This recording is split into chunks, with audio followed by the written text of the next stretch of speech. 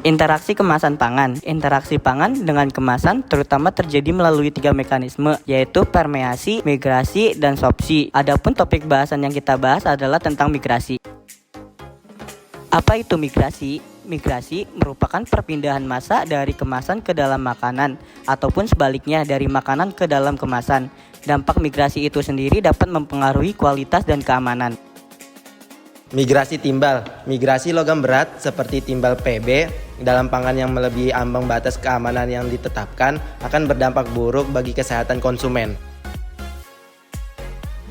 Faktor yang terjadinya migrasi timbal. Yang pertama, waktu penyimpanan. Korelasi kuat antara waktu penyimpanan dan migrasi beberapa logam. Yang kedua, suhu kontak yang tinggi. Suhu kontak yang tinggi tampaknya mempercepat korosi pada kaleng yang tidak dilapisi. Yang ketiga, sterilisasi. Sterilisasi memiliki efek dominan pada migrasi senyawa bisphenol. Yang keempat, sifat makanan, pH, kandungan lemak, adanya oksidator dan nitrat.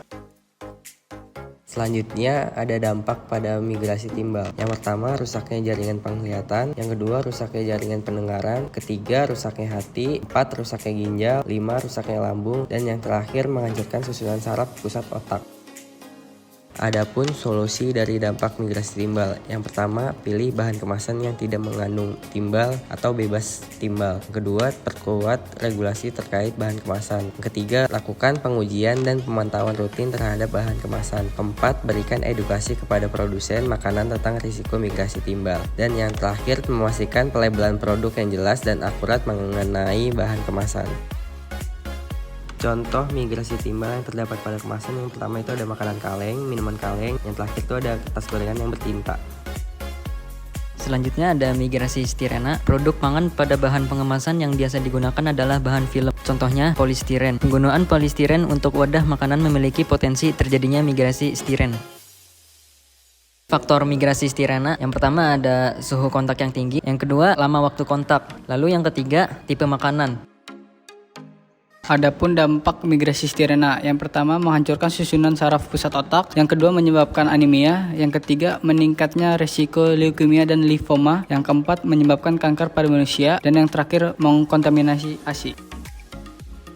Solusi dari migrasi stirena, yang pertama hindari makanan berminyak terutama pada suhu panas, yang kedua jangan digunakan untuk menghangatkan makanan menggunakan microwave, dan yang terakhir jangan gunakan kemasan styrofoam jika rusak, tergores atau berubah bentuk. Contoh migrasi stirena ialah kemasan styrofoam makanan, styrofoam minuman, kemasan yogurt, sendok dan garpu plastik. Migrasi nitrosamin. Zat N-nitrosamin memiliki struktur kimia umum R2-NNO. Sebagian besar, nitrosamin diketahui menunjukkan sifat karsinogenik dengan pembentukan hasil tambahan DNA serta pembentukan jenis nitrogen dan oksigen reaktif yang terlibat sebagai mekanisme potensial. Faktor migrasi nitrosamin ada 3. 1. Suhu kontak yang tinggi. 2. Lama waktu kontak. Dan yang ketiga adalah tipe makanan.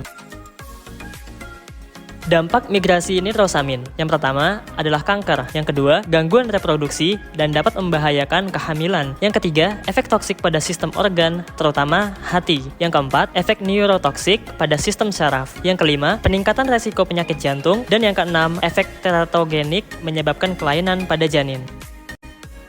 Solusi migrasi nitrosamin. Yang pertama, menggunakan bahan kemasan yang lebih aman dan bebas dari nitrosamin. Yang kedua, menerapkan kontrol yang ketat terhadap suhu dan kelembapan selama proses produksi maupun penyimpanan, sehingga dapat membantu mengurangi migrasi kemasan nitrosamin. Yang ketiga, memberikan informasi pada produsen dan konsumen mengenai pencegahan migrasi nitrosamin. Contoh migrasi nitrosamin terdapat pada empeng bayi atau dot bayi.